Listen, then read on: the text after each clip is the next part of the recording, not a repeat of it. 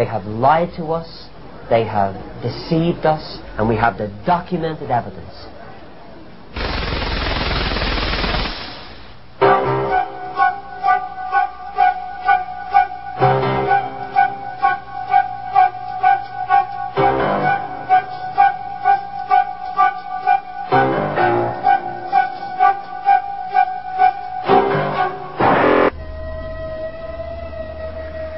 One of Russell's teachings was that Egypt's Great Pyramid was designed and placed there by God as his second witness next to the Bible.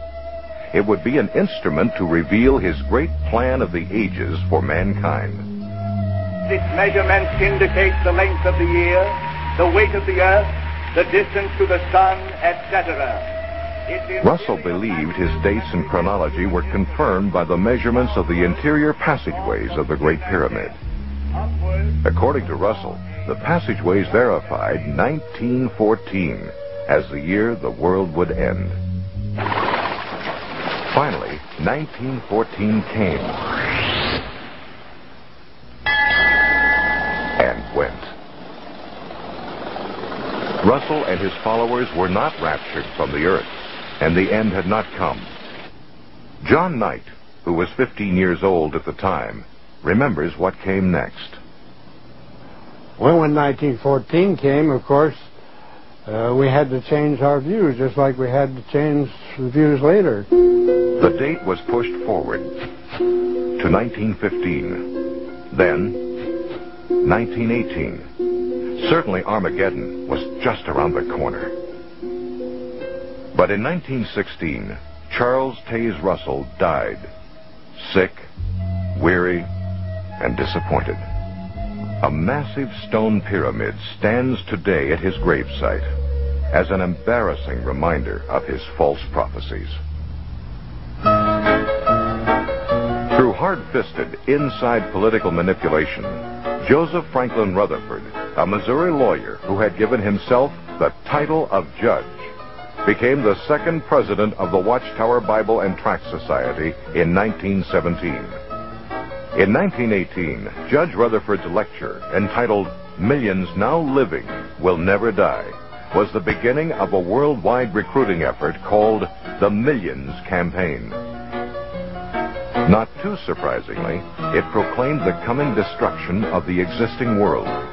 It would happen soon, in 1925.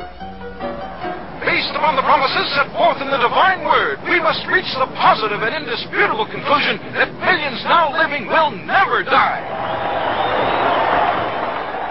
In 1920, the Millions book was published.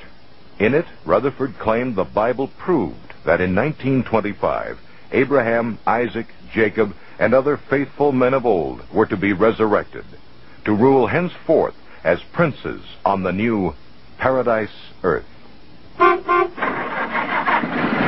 Fully convinced that Rutherford's prophecy was true, many witnesses sold their homes and businesses and took to the road. Living in cars and trucks like itinerant peddlers, they spread the warning. As 1925 drew closer, some farmers even refused to plant crops because they believed the end was at hand. Finally, 1925 came. And, as in 1914, nothing happened. Once again, the Watchtower Society's prophecy had proven false.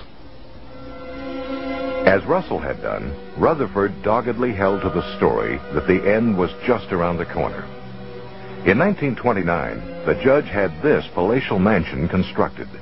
It was deeded to Abraham, Isaac, and Jacob, so they and other ancient worthies would have a place to live when they were resurrected. Located in an exclusive district of San Diego, it was given the name Beth Sarim, Hebrew for House of the Princes.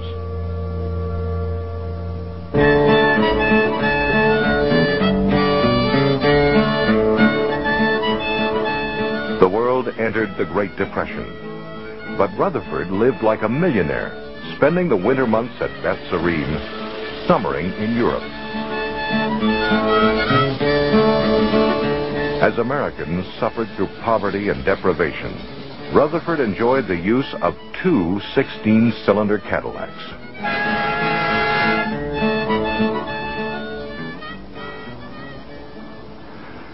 Under Rutherford, the Watchtower Bible and Tract Society became a well-oiled corporation.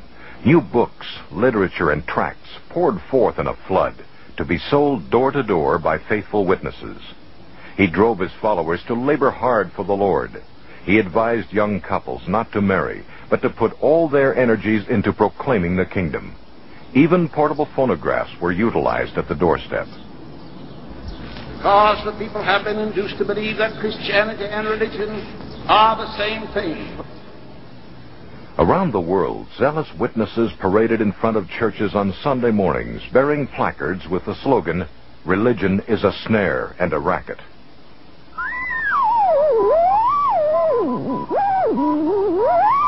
Keeping up with the times, the Society constructed its own radio station. And by 1933, there were 403 stations nationwide, broadcasting Rutherford's abusive railings against the clergy, politicians, and what he referred to as the greedy commercialists.